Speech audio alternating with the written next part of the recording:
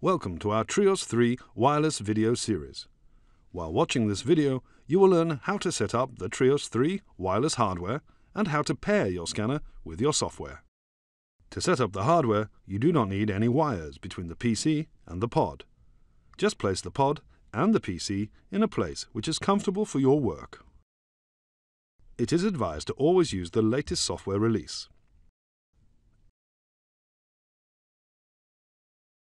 Insert the license dongle and the Wi-Fi dongle provided with the scanner into the computer before starting it.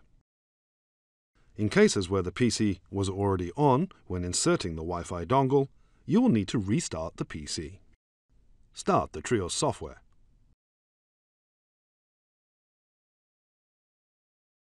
As it is the first time of use, you will need to go to the Settings page and activate Wireless Mode and pair the scanner with the software.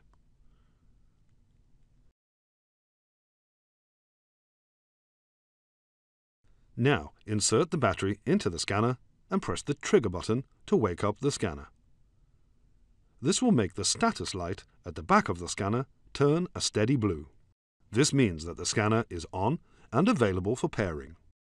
The scanner is identified by the serial number of the scanner.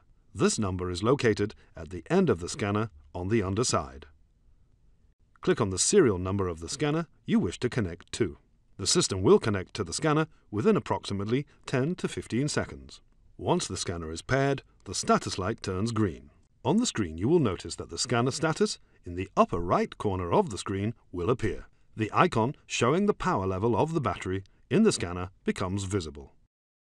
Once paired, the software will automatically connect to the scanner in the future. You can close the Scanner Management tab now. The scanner is now heating up. Once heated, the scanner is ready for scanning. Please note that once the scanner is on, it will consume battery.